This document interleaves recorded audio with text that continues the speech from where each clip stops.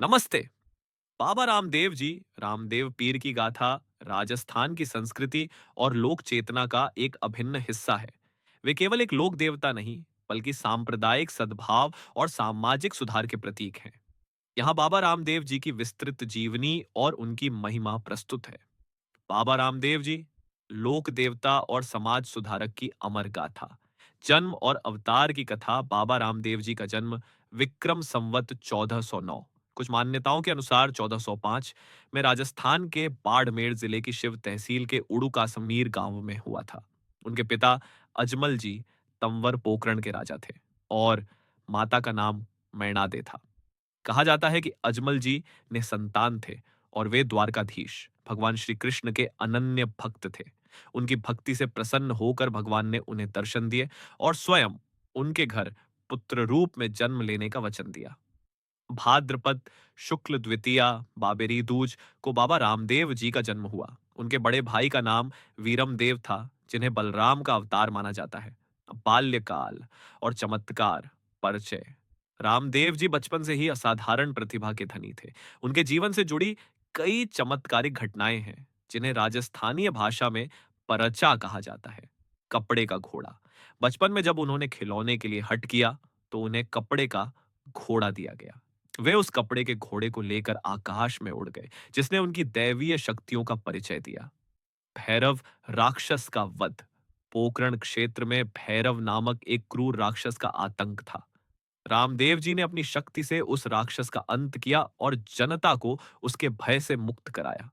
सामाजिक समरसता और पिरो के पीर बाबा रामदेव जी ने अपना पूरा जीवन छुआछूत, ऊंच नीच और भेदभाव मिटाने में लगा दिया। उन्होंने समाज के वंचित वर्ग को गले लगाया। उनकी शिष्या डालीबाई, जो मेघवाल समाज से थी, इस बात का जीवंत उदाहरण है। उनकी ख्याति जब मक्का मदीना तक पहुंची, तो वहां से 5 पीर उनकी परीक्षा लेने आए। रामदेव जी ने उन्हें सम्मान पूर्वक भोजन के लिए बिठाया, लेकिन पीरों ने कहा कि वे अपने स्वयं के बर्तनों, कटोरों में ही खाना खाते हैं, जो वे मक्का भूल आए हैं।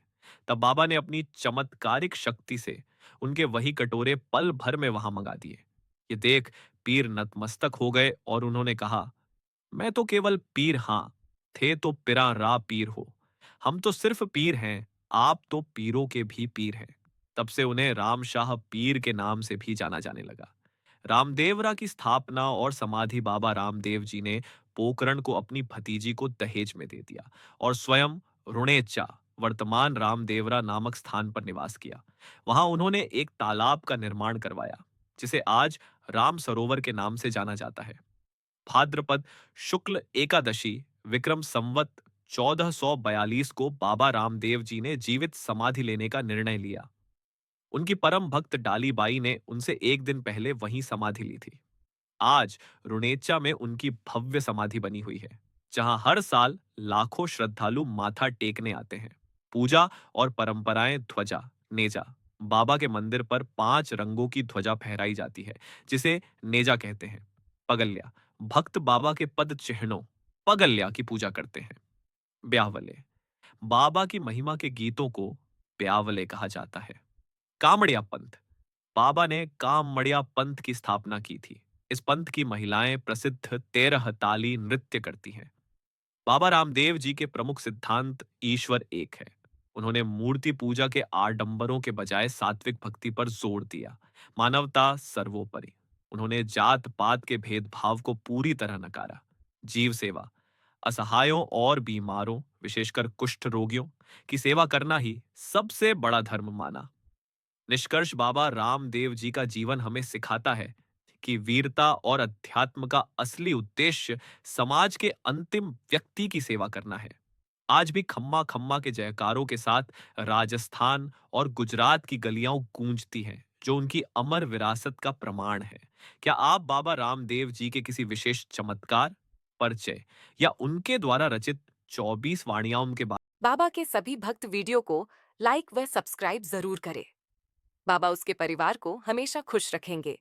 इसीलिए वीडियो को लाइक और सब्सक्राइब करना